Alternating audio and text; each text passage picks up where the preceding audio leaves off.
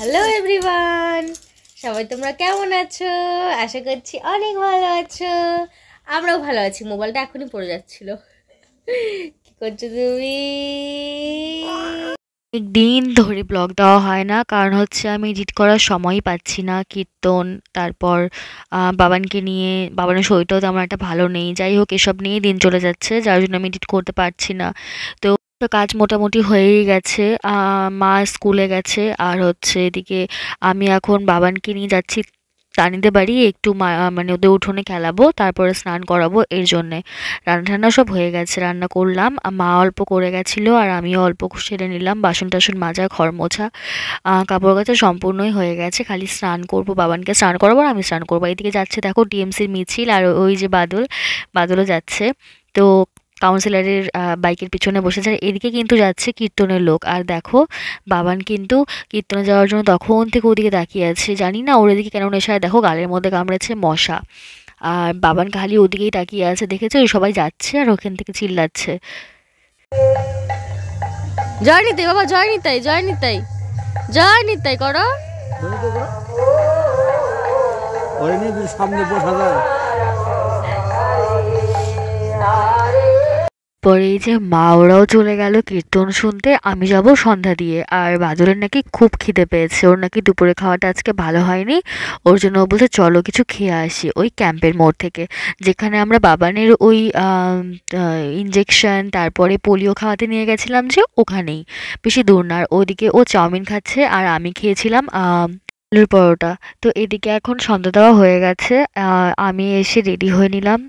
আর এদিকে রেডি হতে হতে বাবানও দুষ্টু করছে। আর বাবানের জন্য জলের বোতল আর বিস্কুট এসব নেব, ওর জন্য ব্যাগের মধ্যে এসব ঢুকিয়ে নিচ্ছি। বাদলের পা দেখা যাচ্ছে, বাদল কিন্তু ঘুমাচ্ছিল। আর বাবান দেখো সব ফেলে দিচ্ছে, তুত্তুর তুত্তুর করতেই থাকে।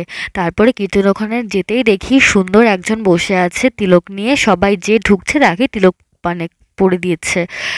আর এদিকে এত সুন্দর মেলার মতো বসে গেছিল, কত দোকান কত কি। এদিকে দেখো সবাই এক এক করে তিলক পরলো, এদিকে আমাকেও তিলক পরিয়ে দিল।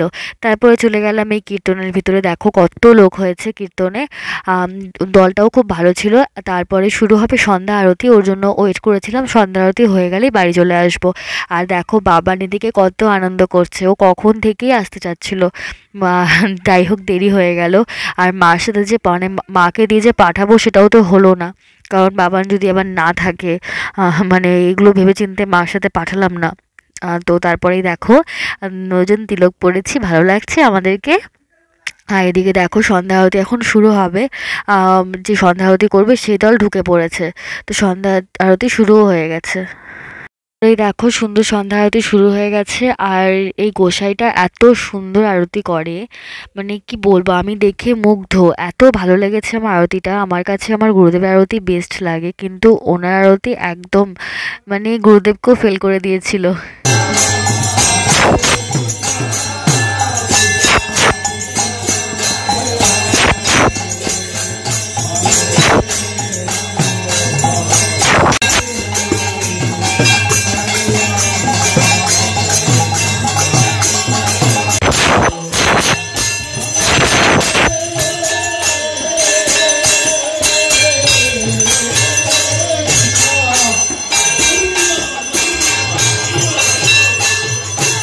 আরতি করতে করতে 8:30 বেজে গেছে, 7টা থেকে। আর বাবানের পেয়ে গেছিল প্রচুর ঘুম, তাও বেচারা ঘুমোয়নি।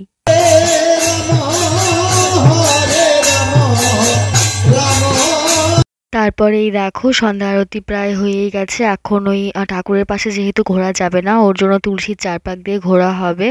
আর বাবা দেবে হচ্ছে বাতাসা, মানে ছেটাবে। ওই দেখো বাবা বাতাসা ছেটাচ্ছেও, সন্ধ্যা আরতি হয়েও গেছে আর এদিকে ছেটাচ্ছে। তো আমরা একটাও পাইনি, ওদিকে বাবা ছিটিয়ে দিয়েছে। তারপরে এই যে আবার এখন কীর্তন স্টার্ট হবে। আর এই যে নীল কালারের যে লোকটাকে দেখলে না, উনি এত সুন্দর ভাগবত পাঠ করে, ওনার নাম হচ্ছে অনুপম। খুবই সুন্দর, মানে আমার খুবই পছন্দের। আর বাবান দেখো খাচ্ছে বাতাসা, বাতাসা খেয়ে মুখ ঠুক একদম ছাড়া বেড়া। আর এদিকে মিনাদি বলছিল, এটা তানির মা বলছিল আমাকেও একটু তোলো। তো বলছিলাম হ্যাঁ নিশ্চয়ই। তারপরে আমরা খেলাম প্রসাদ। প্রসাদ খেয়ে ঠাকুরের দর্শন করে আবার মানে ঠাকুর প্রণাম করে তারপরে আমরা বাড়ি চলে এসেছি। দেখা হচ্ছে নতুন কোনো ব্লগে। সবাই ভালো থেকো, সুস্থ থেকো, টাটা, বাই।